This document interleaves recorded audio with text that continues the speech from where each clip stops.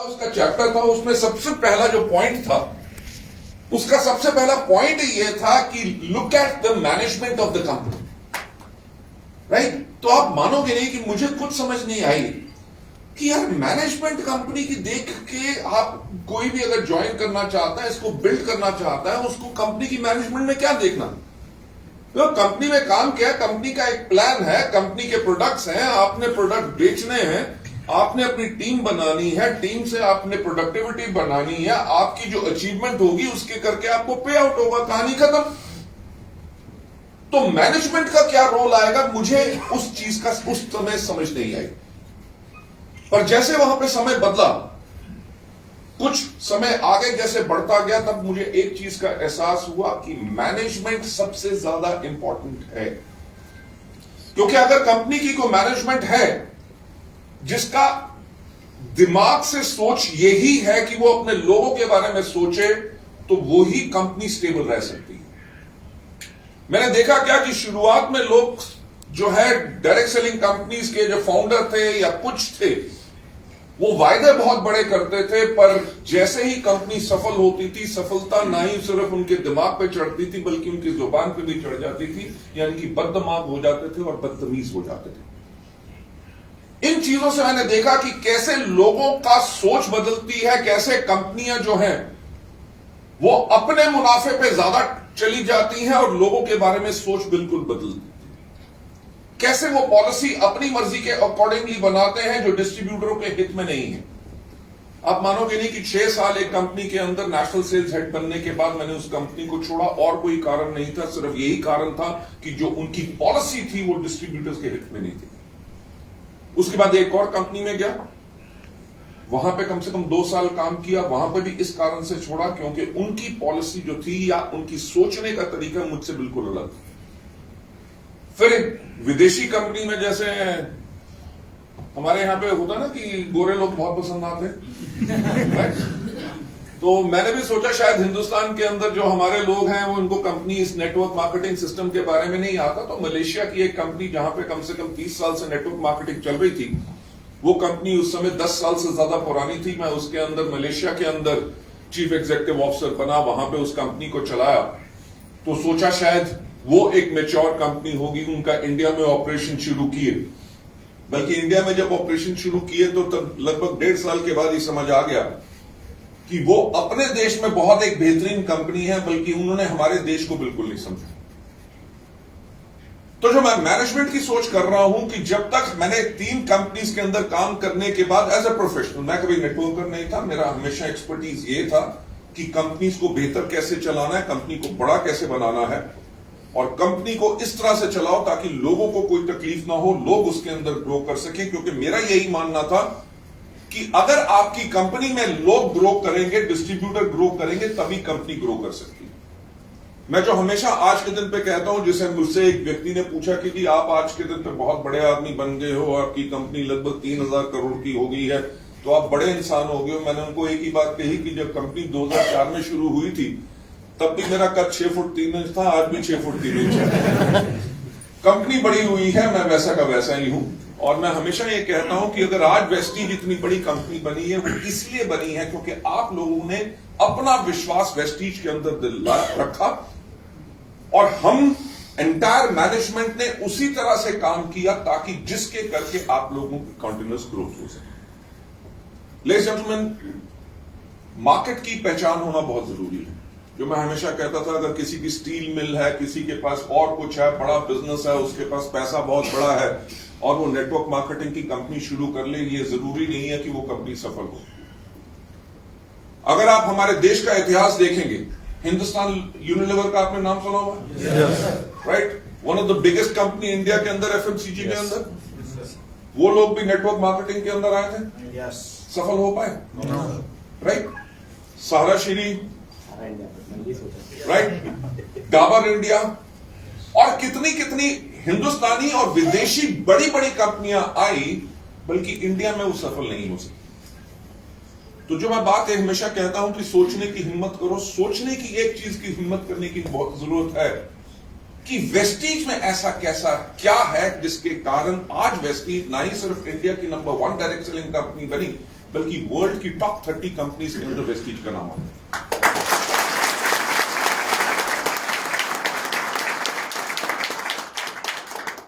मैं उस चीज का क्रेडिट किसी और को नहीं देना चाहता, उस चीज का क्रेडिट अपनी एंटायर लीडरशिप को देना चाहता हूं। जो वेस्टीज की लीडरशिप है, उन्होंने एक बहुत ही बेहतरीन रोल। पहली चीज जिसके ऊपर मैं जाना चाहूंगा कि मैंने जब 3 कंपनीज के बाद जब सोचा वेस्टीज को शुरू करें, क्योंकि तब तक मैं दुनिया भर में नेटवर्क मार्केटिंग की पावर को पहचान चुका था।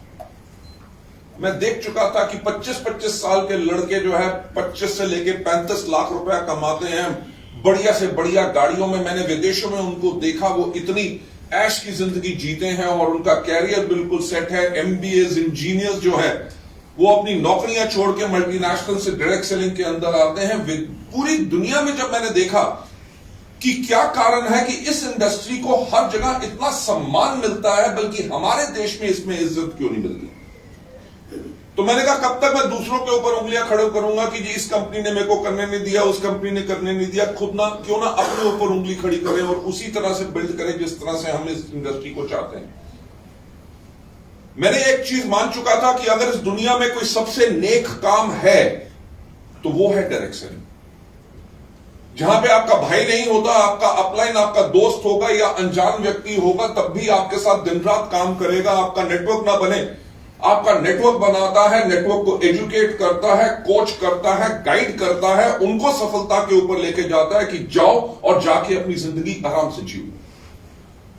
इस इंडस्ट्री के लिए जब हमने इसमें शुरुआत की, शुरुआत से लेके अब तक मैं क्रेडिट सबसे बड़ा देना चाहूंगा हमारे लीडरशिप को, क्योंकि उन्होंने कभी भी अगर ऐसी कोई दिक्कत आई जो हमारे फील्ड में अगर हमारे लोगों को है, उन्होंने डायरेक्टली हमारे पास उन चीजों को पहुंचाया। और जब पहुंचाया कि हमारे फील्ड में क्या होना चाहिए, तकलीफ की मैं सिर्फ बात नहीं कर रहा, उन्होंने हमेशा अच्छे सुझाव दिए। और सबसे बड़ी बात जो मैं हमेशा कहता हूं कि हमेशा से कहता हूं और आज भी कहता हूं कि इस दुनिया का सबसे अक्लमंद आदमी मैं नहीं हूं। ठीक, भगवान ने हमें 2 कान दिए थे ताकि हम ज्यादा सुन सकें, एक मुंह दिया था ताकि हम कम बोल सकें। अगर भगवान चाहते कि हम ज्यादा बोले और कम सुने तो एक हमारा कान होता, 2 मुंह होते ताकि सारा दिन पप पप पप पप करके बोलते रहो। तो एज अ गुड मैनेजमेंट हमने हमेशा यही चीज की कि अपने लोगों की सुनी, उन चीजों के अंदर बेहतर हम चीजों में कैसे बदलाव ला सकते हैं। आप लोगों के पास फोन है, हर एक के पास स्मार्टफोन्स। हर 6 महीने में नया फोन आता है, नए फीचर्स आते हैं, नए एप्लीकेशन आती है, कैमरे बदल जाते हैं, हर कुछ बदल जाता है। यानी कि बदलाव बहुत जरूरी है बेहतरीन चीजों के लिए, राइट। तो उन चीजों को हम कैसे कर सकते हैं, उन चीजों के ऊपर हमने हमेशा एक काम किया, हर एक चीज के ऊपर सोच के काम किया। क्यों? क्योंकि आज के दिन पे 17.5 साल जो हमें हो गए हैं और कुछ महीनों के अंदर, 2 या 3 महीनों के अंदर हम 18 साल के हो जाएंगे, राइट। तो भारतवर्ष के अंदर वोट डालने की उम्र क्या है? 18 साल। और शराब पीने की क्या उम्र है? यानी कि नशा करने की उम्र नहीं है। यानी कि हम लोग अब अडल्ट हो गए। मैं जो आपसे वो मजाक की बात कर रहा था, जो मैं बात आपसे कह रहा हूं कि जो हमारा लगभग 18 साल का वक्त हो गया है, जिसके अंदर हम एक बेंचमार्क बन चुके हैं। बेंचमार्क इन द सेंस, आपने देखा है कि कंपनियां आती हैं, वो क्या करती हैं, वेस्टीज की तरह बिल्कुल काले कोट, काली पैंट, काली कमीज, टाई अलग, क्योंकि उनके सोचने की हिम्मत ही नहीं है कि क्या अलग करें। सारी की सारी कंपनियां ये कहती हैं जो वेस्टीज कर रही है वही कर लो, जिस तरह के प्रोडक्ट ला रही है वही ले आओ, उसी तरह का एजुकेशन सिस्टम ले आओ। अगर वो ऐसे साइन बना के फोटो खींचते हैं तो आप और कुछ कर लो।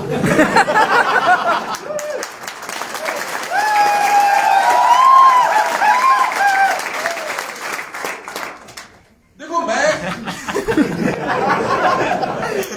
सिंपल आपसे एक बात कह रहा हूं कि जब मैं कॉलेज में था, मैंने एक चीज पढ़ी थी, which was saying कि it is not the flattery which flatters you the most, it is that you are worth flattering which flatters you।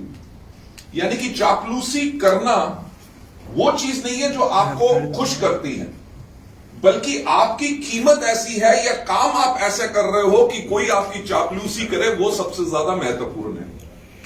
तो आज के दिन पे जो हम बेंचमार्क बन चुके हैं, हमारी हर एक चीज कंपनियां फॉलो करती हैं और हम मार्केट के लीडर हैं तभी फॉलो करते। अगर हमारी कंपनी होती चिंटू चूरन नेटवर्क मार्केटिंग कंपनी तो मेरा ख्याल से हमारा नाम भी किसने ना सुना होता, ना हमारी कोई नकल करता, ना हमारे लीडर्स के पीछे जाता। कारण यही है कि हम एक बेंचमार्क कंपनी बन चुके हैं और एक बेंचमार्क कंपनी के लिए सबसे बड़ी मुश्किल क्या बात होती है कि हम गलती से भी कोई गलती नहीं कर सकते। और मैं फिर से आप लोगों को एक पॉइंट पे लेके जाना चाहूंगा जिस चीजों के करके आप लोगों का विश्वास, और ये सोचो कि वेस्टीज ने ऐसा क्या किया कि वो इंडिया की नंबर 1 डायरेक्ट सेलिंग कंपनी बनी। मैं आप लोगों से आज कहना चाहूंगा कि हम आपको कोई यहां पे सपना नहीं दिखाते। आपको कभी हमारी इस मीटिंग में कभी या किसी भी मीटिंग में आपको यह नहीं सुनाई देगा कि आप इस बिजनेस में आके रातों रात अमीर बन जाओगे। हाँ, जिंदगी बदलना चाहते हो, हम आपको सपना नहीं दिखाते, हम आपको रास्ता दिखाते हैं जिसके ऊपर चल के आप एक कंपनी है। आपको पता है हमारा क्यूमुलेटिव एवरेज ग्रोथ रेट अभी तक का, लास्ट ईयर तक का 69% है, यानी कि एवरेज कंपनी ने लगातार एवरेज हर साल 69% की एवरेज ग्रोथ की है। अरे भैया, एक साल हुआ होता तो किस्मत थी, दूसरे साल हुआ प्रभु की कृपा थी, तीसरे साल चमत्कार हो गया, चौथे साल लीडर आ गए, 5वें साल कुछ हो गया। 17 साल किसी चीज को लगातार करना एक ही चीज दर्शाती है कि कंपनी की फाउंडेशन और पॉलिसीज हमेशा अपने डिस्ट्रीब्यूटर्स की तरफ है, तभी वो कंपनी आगे बढ़ती है। आप में से जितने लोगों को कम से कम 2 या 3 साल नेटवर्क मार्केटिंग में हो गए होंगे, उन्होंने कंपनियों के बहुत नाम सुने होंगे। यस राइट, आती हैं 2 महीने, 3 महीने, 6 महीने हल्ला मचाती हैं, उसके बाद कहां जाती हैं कुछ पता नहीं चलता। हकीकत की बात है, और ये नेटवर्क मार्केटिंग का इतिहास है। और नेटवर्क मार्केटिंग का नहीं, मेजॉरिटी बिजनेसेस का यही इतिहास होता है कि जब दुकान खुलती है तो उसके ऊपर टेंट भी लगते हैं, सब कुछ लगते हैं, लोगों को बुलाया भी जाता है। जब बंद होती है तो वहां पे ताला लगाने के लिए सिर्फ वही आदमी होता है जिसने खोली थी।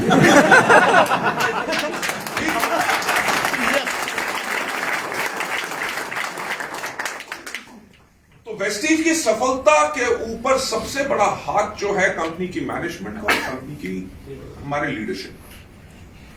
और जो मुझे बहुत फख्र है इस बात पे, आप लोगों को देख के मैं क्या कहूंगा कि अपने कमरे में बैठ के सुबह से लेके काम कर रहा होता हूं, डॉक्यूमेंट साइन कर रहा होता हूं, ईमेल्स पढ़ रहा होता हूं। जब आप लोगों को देखता हूं, मेरा जो खून है वो सवा शेर बढ़ जाता है। राइट, इतनी बड़ी पावरफुल फोर्स को देख के, इतनी स्ट्रांग लीडरशिप को देख के, जिनके अंदर इतनी डेडिकेशन के साथ साथ इतनी इंटीग्रिटी है। आप लोगों को देख के हमारी मोटिवेशन इसलिए बढ़ती है क्योंकि ये बात नहीं है कि आज के दिन पे हमें कुछ चाहिए। मैं आपको सच बात बताऊं, पिछले साल जब मेरा जन्मदिन था, मैं सुबह उठा तो अपने आप से एक सवाल पूछा कि क्या चीज है जो तुम्हें खुशी देती है। अपने आप से सवाल पूछा। राइट, तो मन में आया यार, घड़ियां चाहिए हो, गाड़ियां चाहिए हो, घर चाहिए हो, विदेश में कहीं पे भी यात्रा करनी हो, कुछ भी करना हो दुनिया में, उसका कोई दिक्कत नहीं। पर जब आप अपने आप से ज्यादा सवाल ये पूछा कि क्या चीज है जो खुशी देती है, तब उसका आंसर यही मिला कि जब लोगों को खुशी मिलती है तब जाके मुझे खुशी मिलती है।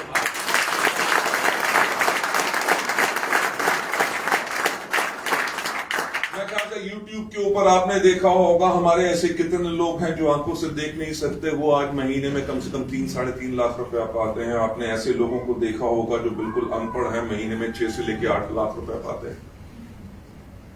हमारे यहाँ पे कहानियां इतनी अनगिनत हैं।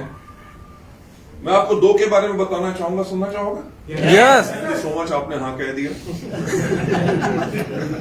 राइट, मैं आपको एक जो कहानी मुझे बहुत प्रभावित की, उस व्यक्ति का मुझे नाम अभी याद नहीं है। हम पूना की हमारी क्राउन एंड अबव मीटिंग हुई थी, मैं उसके अंदर गया। जब मीटिंग खत्म हुई तो वो एक व्यक्ति आया मेरे पास कि सर आपके साथ फोटो खिंचवा सकता हूं? मैंने कहा जरूर।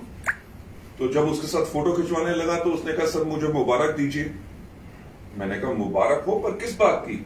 ही सेड जी मैंने अपने 12.5 लाख रुपया पूरा पेमेंट डाउन करके अपने लिए एक किया कार खरीदी है। मैंने कहा वेरी गुड, क्योंकि बहुत लोग तो किस्तों पे लेते हैं, EMI पे। मैंने कहा पूरी डाउन पेमेंट करके? कहता हाँ। कहता सर मेरा एवरेज चेक जो है महीने का 5 लाख रुपया है। मैंने कहा बहुत अच्छी बात। ही सेड सर वेस्टीज से पहले मैं टायर पे पंक्चर लगाया करता था। यार और कोई व्यक्ति हो, आप मेरे को एक बात बताओ, पंक्चर लगाने वाला, हाँ जी आप लगाते थे, फैंटास्टिक। और अभी आपका क्या लेवल है? गोल्ड है, फैंटास्टिक। मैं ख्याल से जोरदार था।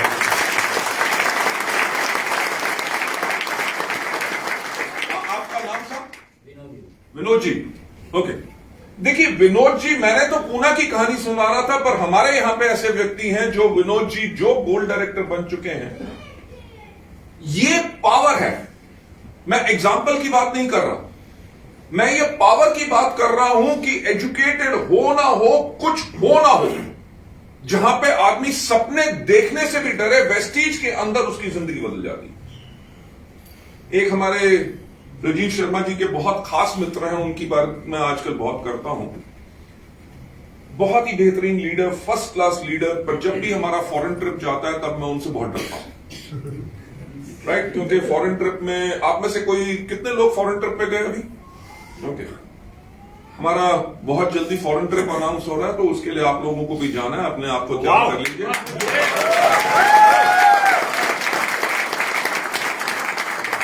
पिछले 2 साल में कोविड में नहीं ले जा सके, पर अब फिर से वो सब चीजें शुरुआत हो रही हैं और हम दुनिया को फिर से दिखाएंगे कि हम क्या कर सकते हैं। और हमने जो अभी तक किया वो एक फ्लूक नहीं था, वो एक्चुअली हमारा डिजाइन था।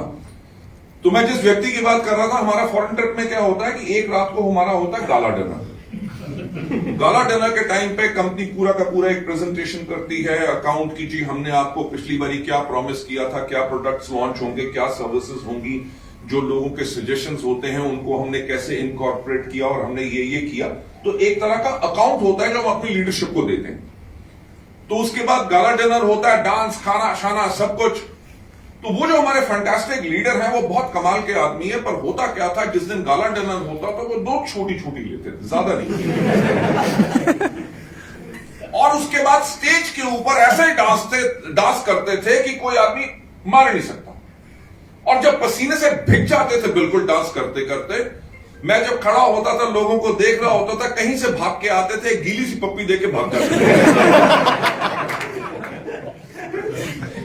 तो मैंने कम से कम 2-3 बारी उनके बारे में देखा ये चीज। तो लास्ट जब हमारा ट्रिप गया तो हमारी कंपनी के जो 7 लोग थे, मेरे को समझ नहीं आती थी इनको होता क्या यार, आदमी तो बहुत बढ़िया, पर यहां पे आके क्या होता। तो लास्ट टाइम जब मैं गया, मैंने लोगों को कह दी, मैंने कहा वो आदमी पहचान लो, उसको मेरे पास नहीं आना चाहिए। पर आदत से तो दुनिया मजबूर होती है, वो भी मजबूर था। उसको मेरे प्लान का नहीं पता था, पर उसका प्लान सेट था, राइट? कि आज भी वही करना जो पहले किया। तो वो जैसे भाग के आया तो मैंने पकड़ लिया। मैंने कहा मेरे को एक बात बता, तू इतना अच्छा आदमी, क्या तेरे को यहां पे आके क्या होता? मैंने कहा क्या कोई भूत अंदर आता है कि होता क्या है? कहता सर आपने मुझे इसलिए रोका है क्योंकि आपको मेरी कहानी नहीं पता। मैंने कहा क्या? 6 बच्चे हैं सर जी? 6 बेटियां? 5। हाँ 5 है। हाँ। तो ही सेड कि मेरी 5 बेटियां हैं। कहता इलेक्ट्रिशियन था, महीने में कई बार 2,500 रुपया कमाना भी बहुत मुश्किल था। ही सेड जिंदगी इतनी मुश्किल थी कि मैंने 3 बारी आत्महत्या करने की कोशिश की। कहता आज के दिन पे वेस्टीज के करके ऑन एवरेज 6 लाख रुपए से मेरी ऊपर आमदनी है। मर्सिडीज मेरे पास है, 2 करोड़ का मैं अपने लिए फ्लैट ले चुका हूं। कहता मेरी जिंदगी जो आज बदली है वो वेस्टीज ने बदली है।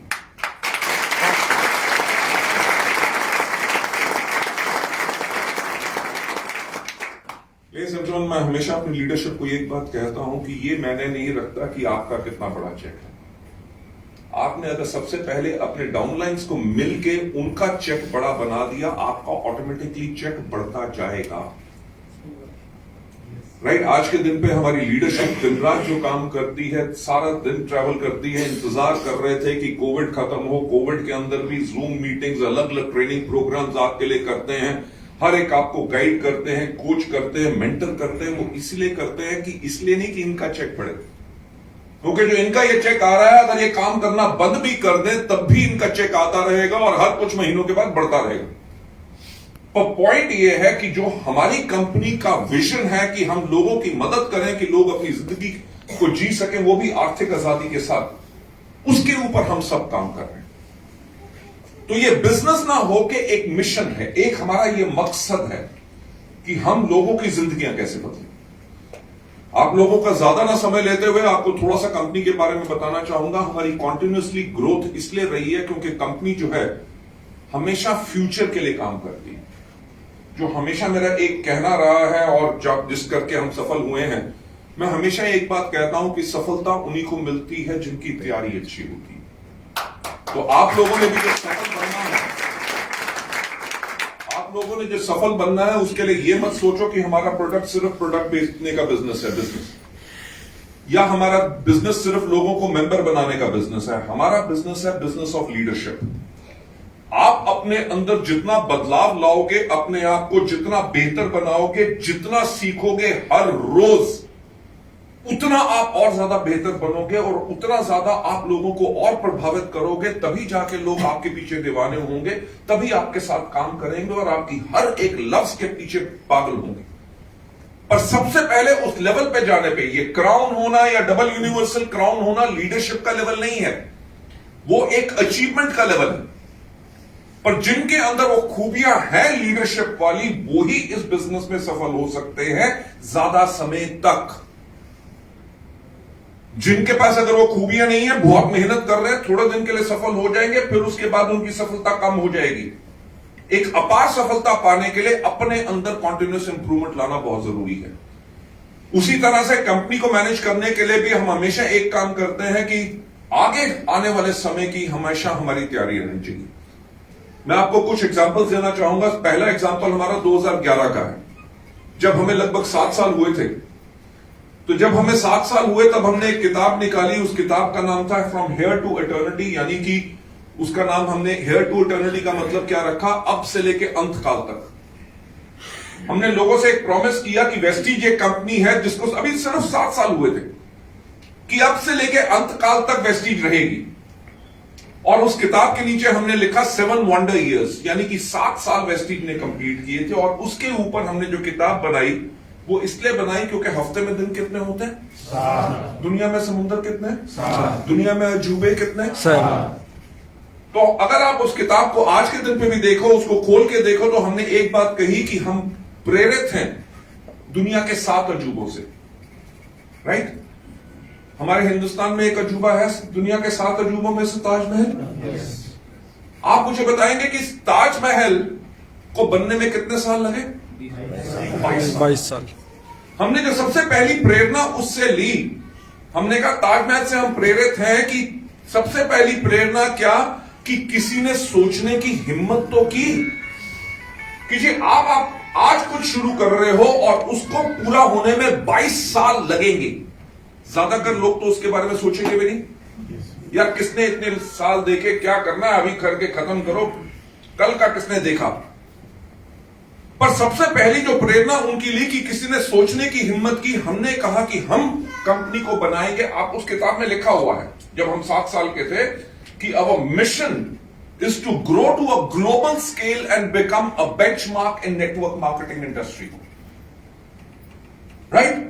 और साथ ही साथ हमने कहा दूसरा उसका एग्जाम्पल जिससे हम प्रेरित हुए, ताजमहल को बनाने में कितने मजदूर लगे? लगभग 20,000। यानी कि दुनिया भर से अलग अलग लोग, अलग अलग भाषा, अलग अलग हुनर, अलग अलग रिलीजन, अलग अलग धर्म, सब कुछ अलग, पर सबने मिलके काम किया एज अ टीम बनाने के लिए क्या? एक ताजमहल। हमने कहा हम दुनिया भर में, पूरे हिंदुस्तान में, अलग अलग प्रांतों में, दुनिया भर में, अलग अलग देशों में जाके बनाएंगे वेस्टीज को one of the largest direct selling companies in India, जो कभी इंडियन कंपनी ने नहीं किया। ये हमारी प्रेरणा थी। राइट? थर्ड उससे प्रेरणा जो हमने ली वो ये ली कि ताज को बनाने में दिक्कत तो बहुत आई होंगी।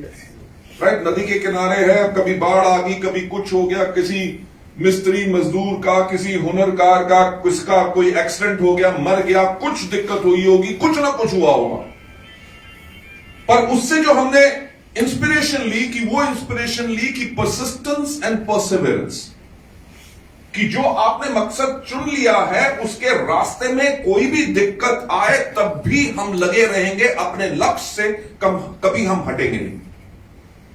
और दूसरी एक लास्ट चीज मेरे को बात बताओ कि ताज को बने हुए कितने साल हो गए? 400 साल। इतनी टेक्नोलॉजी, इतनी इंजीनियरिंग एडवांस हो चुकी है, पर दुनिया में ताज कितने हैं? एक। कि हमने कहा कि हम उस तरह की एक कंपनी बनाएंगे जिसकी नकल बेशक दुनिया में करे, पर उस तरह की वो कंपनी जिसको कोई डुप्लीकेट ना कर सके।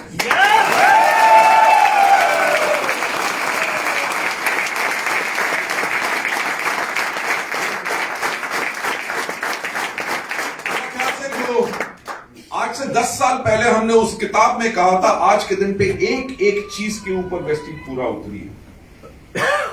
2011 की मैं जो बात कर रहा हूं, 2011 में हमारा एनुअल टर्नओवर था सिर्फ 50 करोड़। ठीक, तो हमने उस टाइम पे काम करना शुरू किया 2020 के लिए, यानी कि 10 साल आगे के लिए। हमने एक बात उस टाइम पे रियलाइज की कि 2020 के अंदर हिंदुस्तान की 70% जो जनसंख्या होगी उसकी उम्र 35 साल से कम होगी।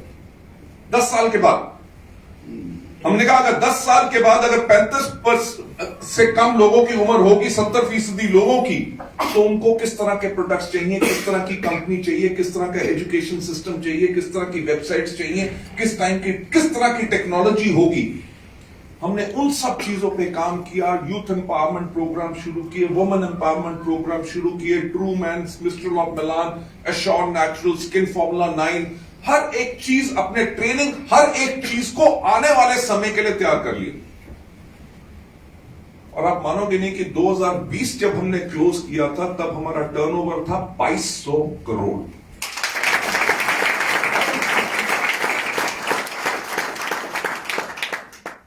कि इंडिया के इतिहास में अभी तक ऐसा नहीं हुआ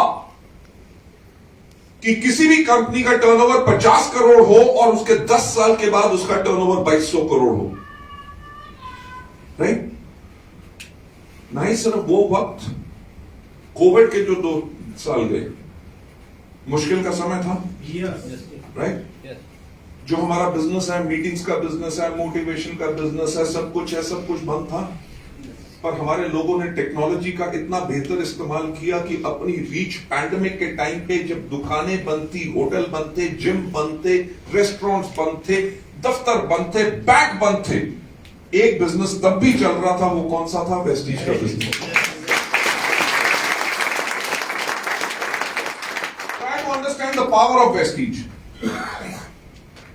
कोविड रहा, लॉकडाउन रहा, कर्फ्यू लगा, क्या एक दिन भी आपका पे आउट डिले हुआ? नो। राइट?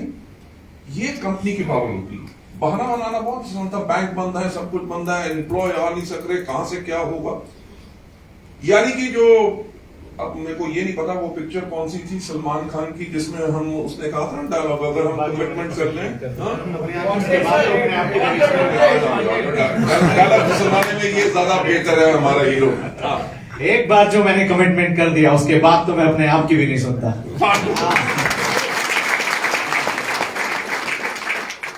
लेकिन देखो, समय के ऊपर किसी भी स्ट्रॉन्ग ऑर्गेनाइजेशन और कंपनी की सोच के बारे में पता चलता है।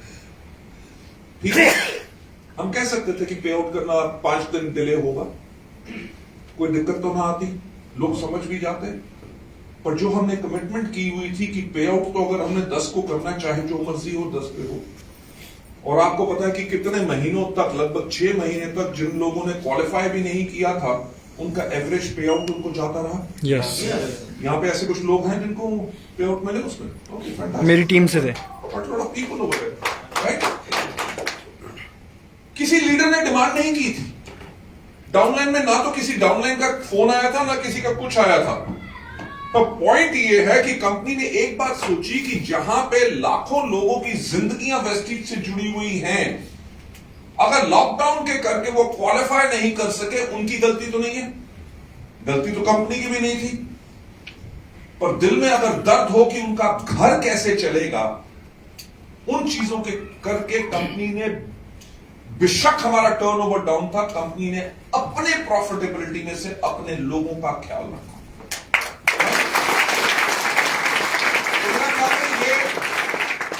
एग्जाम्पल्स बहुत बड़े एग्जाम्पल्स होते हैं, क्योंकि हमारे पूरे देश के अंदर किसी कंपनी ने नहीं किया। मुझे बाकी कंपनीज के लीडर्स भी मिलते हैं, जब उनको हमारे लीडर्स बताते हैं कि हमारी कंपनी ने ये काम किया, तो वो खुद हैरान होते हैं कि आप लोग कैसे ये कर सकते हो जो बाकी सोच भी नहीं सकते।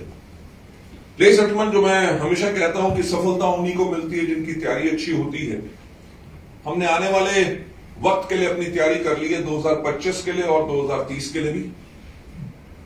2030 में दुनिया कैसी होगी, लोगों को किस तरह के प्रोडक्ट्स चाहिए होंगे, किस तरह की ट्रेनिंग्स चाहिए होंगी, किस तरह का दुनिया बनेगी, उन चीजों के हमने ऊपर पूरी की पूरी तैयारी कर ली।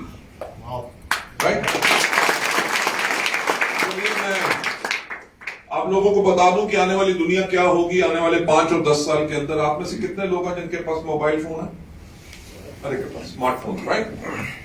आप में से कितने लोग हैं जो व्हाट्सएप पे हैं, जितने फेसबुक पे हैं, इंस्टाग्राम पे हैं, या कोई ना कोई सोशल मीडिया हैंडल्स यूज करते हैं? Almost everybody.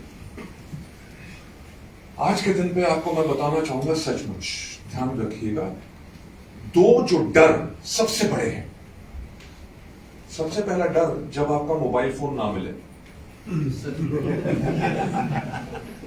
कभी किसी को घबराते देखा? ढूंढते हुए, यार मेरा फोन कहां गया, यार घंटी मारियो, पता नहीं कहां चला गया, कहीं ना कहीं। उसका चैन जो है वो बेचैन हो जाता है जब तक मोबाइल फोन ना मिले। ठीक? दूसरा सबसे बड़ा डर, जब फोन की बैटरी डेड हो रही हो या सिग्नल ना आए। राइट? लोग चार्जर लेके घूमते हैं, बैटरी पैक्स लेके घूमते हैं, ताकि कहीं मिले वो छोटी पिन वाला है, जरा लगा, सिग्नल ना आए तो घुमा फिरा के ऊपर नीचे करते रहते हैं, पता नहीं कहां से पकड़ के आ जाएगा थोड़ा सा भी। आप लोग अपना चेहरा शीशे में आजकल कभी इतना नहीं देखते जितना अपना मोबाइल फोन सारा दिन देखते हो। आज के दिन पे टिकट बुक करानी हो, खाना बुक कराना हो, कहीं रास्ता ढूंढना हो, ट्रांसलेशन करनी हो, कुछ भी करना हो, आपका मोबाइल फोन आपके लिए हर चीज करता है। आने वाले 5 साल is going to be full blown digital age, जिसके लिए हम आप लोगों को तैयार करेंगे बहुत जल्दी। सोशल मीडिया के ऊपर आप अपने बिजनेसेस को डिजिटली कैसे बढ़ा सकेंगे। आपने इन्फ्लुएंसर्स एंड ब्लॉगर्स का नाम सुना होगा, राइट? आप लोग इन्फ्लुएंसर कैसे बन सकते हो, आप अपने बिजनेस को कैसे उसमें पोस्ट कर सकते हो, पूरी की पूरी जानकारी हम आपको देंगे, पूरे टूल्स देंगे कि आपकी किस तरह की पोस्ट को लोग कितने फॉलो करते हैं, आपकी जो कॉन्टैक्ट लिस्ट है उसके अंदर कितने लोग जो हैं जिनको अपॉर्चुनिटी के ऊपर पसंद करते हैं, कितने प्रोडक्ट्स के ऊपर पसंद करते हैं, कैसे आप इन चीजों को बिल्ड कर सकते हो। वेस्टीज ने प्रोडक्ट डिलीवरी और प्रोडक्ट्स के ऊपर आने वाले 5 साल की तैयारी बिल्कुल कर ली है, क्योंकि हमारा 2025 तक का लक्ष्य है कि हम इंडिया में नहीं बल्कि इंडिया के अलावा 50 और देशों में हो और दुनिया की टॉप 10 डायरेक्ट सेलिंग कंपनीज में व्यक्ति हो।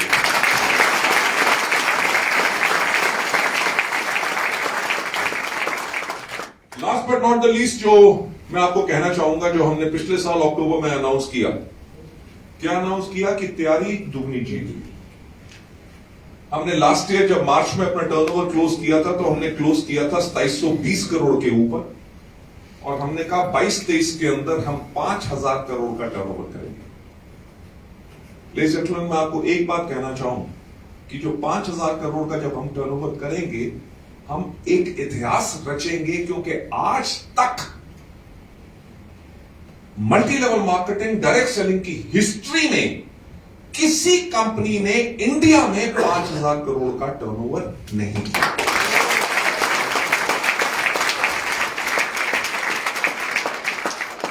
हम 5000 करोड़ का टर्नओवर क्यों करना चाहते हैं? क्योंकि 5000 करोड़ का जब हमारा टर्नओवर डबल होगा, जो आप लोगों की आमदनी डबल होगी, आप लोगों की आमदनी डबल होगी, आपके डाउनलाइंस की आमदनी डबल होगी, आपके कितने हजारों नए लोग होंगे जिनको हम और ज्यादा सफल बनाएंगे। और ये ऐसी बात नहीं है कि हम आपको सपना दिखा रहे हैं, हम इसको पहले भी कर चुके हैं। जब हमें 13 साल हुए थे तब 13 साल के बाद हमारा जो टर्नओवर था वो 1000 करोड़ था। ठीक कि 1000 करोड़ करने में अगर आपको 13 साल लगे हैं तो अगर 2000 करोड़ करना हो तो कितने साल लगेंगे? 26 साल। तो कहेंगे अप्रोक्सीमेटली 26 साल तो लगेंगे। कैन यू बिलीव, जब हमें 13 साल हुए थे तो हमने 14th ईयर में अनाउंस किया कि हम अपने टर्नओवर को 2000 करोड़ करेंगे। तो हम 2000 करोड़ तो नहीं कर सके, बल्कि हमने 1857 करोड़ किया, यानी कि 85% की ग्रोथ 1000 करोड़ के टर्नओवर के ऊपर। राइट? उसके ऊपर क्या प्रमोशंस करनी थी, कैसे बिल्ड करना था, क्या इंफ्रास्ट्रक्चर करना था। अगर इस साल हमने अनाउंस किया है तैयारी दुगनी जीत की, वो सारी तैयारी हमने अपनी कोविड के टाइम पे पूरा कर लिया है। कंपनी के सिस्टम्स को टेस्ट कर लिया, अपने वेयर हाउस अपग्रेड कर दी, अपनी फैक्ट्रीज अपग्रेड कर दी, अपने जो है एंटायर सिस्टम्स को और ज्यादा स्ट्रांग बना लिया। हर एक चीज के ऊपर काम कर लिया ताकि आप लोगों को हम दुगनी सफलता दिला सकें। तो ये चीजें थी जो मैं आप लोगों से कहना चाहता था। राइट? और माइक देने से पहले मैं माननीय महोदय को माइक देने से पहले यही बात कहना चाहूंगा कि आपका बहुत बहुत धन्यवाद कि आप इस परिवार में जुड़े हैं। As a head of the family मैं आप लोगों को एक ही आश्वासन दिलाऊंगा कि हम हमेशा वही चीज करेंगे जिसके करके आपकी जिंदगी और ज्यादा बेहतर बने और आप अपनी जिंदगी में हमेशा खुश रह सकें। Right? So thank you so much and over to mister Kumar. Thank you so much.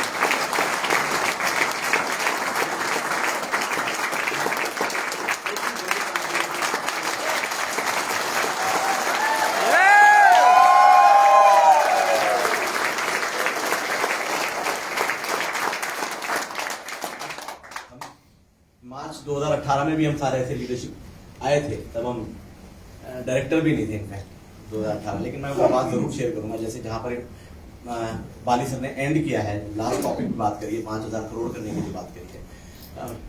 फरवरी 2018 में हम लोग जब यहाँ शिफ्ट हो रहे थे, यहाँ बहुत सारे लोग हैं मेरे साथ थे उस टाइम, और सर बोल रहे थे हम इस साल 1000 करोड़ कर रहे हैं और नेक्स्ट ईयर हम 2000 करोड़ कर रहे हैं। और पता नहीं आप अपने आप से क्या कॉन्वर्सेशन कर रहे हैं, अपने आप से क्या बातचीत कर रहे हैं। मैं उस टाइम अपने आप से बात कर रहा था कि अरे 1000 करोड़ से 2000 करोड़ तो कभी हो ही नहीं सकता और ये नेक्स्ट टू इम्पॉसिबल है। हाँ, मुझे कैसे काम करना है, और मैंने बहुत डरते डरते ज्वाइन किया था कि क्या होगा क्या नहीं होगा मुझे मालूम नहीं था। और ऊपर से सर बोल रहे थे हम 2000 करोड़ करेंगे। पता नहीं कोई यहाँ शिवराज जैसा बैठा हो और उसके ऊपर से जाने के बाद तो वो जरूर शेयर करूंगा। मैंने बिल्कुल एकदम बाउंसर गई थी, मैंने कहा ये हो ही नहीं सकता। और हाँ, मैं आया हूँ नया तो मुझे मोटिवेट कर रहे हैं सर, और वो करना भी पड़ता है भैया, काम करना स्टार्ट कर रहे हैं तो करेंगे सर। और मेरे को बिल्कुल बिलीव नहीं हुआ, लेकिन मैं ये जरूर बोलूंगा मेरे को बिलीव हुआ या नहीं हुआ वो बात अलग है। मैं जीरो से स्टार्ट हुआ था, उस महीने मेरा चेक 22,000 रुपये का बना था, लेकिन कंपनी ने डबल करना था उस टाइम, मैं वो बता रहा हूँ। मैं जीरो से स्टार्ट हुआ था और मैं 22,000 रुपये का मेरा पहले महीने चेक बना था, और जब वो 1857 करोड़ हुआ उस महीने का चेक मेरा 5,56,000 रुपये का था। मैं जीरो पे था, मैं जीरो पे था जब सर ने बोला। तो आज मैं ये महसूस कर पा रहा हूँ कि सर उस टाइम जो बोल रहे थे मैं वहीं, मुझे ज्यादा समझ जाना चाहिए था। तो ये कंपनी अब फिर दोबारा ऐसा कुछ करने जा रही है। तो मैं ये नहीं बोल रहा हूँ आप जीरो पे हैं, आप 5.5 लाख पे पहुंच जाओ, इच्छा आपकी है ऐसे। लेकिन हाँ, अगर भरोसा कर लोगे ना तो जो चाहो वो अचीव कर सकते हो। क्योंकि जब हवा चलती है ना, मैं दिल्ली 6 का रहने वाला हूँ, तो 15 अगस्त में जब हवा चलती है तो जिसको पतंग नहीं आती वो भी उड़ा लेता है। वो ऐसे ठुमका मारने पतंग उड़ जाती है। तो आप एक बारी ना डोर वोर लेके कन्ने उन्ने बांध लो एक बारी, और हवा तो चल ही रही है तो एक बारी जब ऊपर, और एक बार जब ऊपर की हवा लग जाती है ना पतंग को, तो इस साथ वो चीजें हैं। हवा चल ही रही है तो एक बार जरा ठुमके लगा ही लेते हैं, पतंग वाले बोल रहा हूँ। तो मैं सिर्फ यही गुजारिश करूंगा, आग्रह करूंगा आप लोगों से कि आप अपने आप को इंटेंशनली जानबूझ के ये समझाएं कि हाँ मैं ये करने जा रहा हूँ। और अगर ये कॉन्वर्सेशन आपके पास आए, ये होगा नहीं होगा, होगा कैसे करेंगे क्या करेंगे, ये नॉर्मल ह्यूमन बीइंग की निशानी है। उसे आने दो और जाने दो, उसे आने दो और जाने दो। अपनी कमिटमेंट देखो, प्रतिबद्धता देखो अपने परिवार के लिए और अपने लिए कि मैं क्या करने जा रहा हूँ। बस ये मैं बोलना चाहूँ।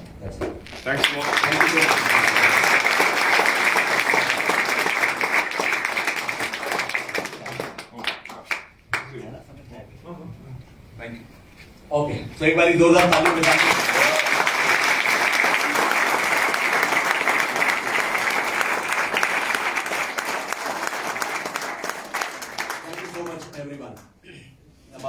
अब देखो हम सेशन और आगे नहीं करने वाले हैं। सोच रहे हैं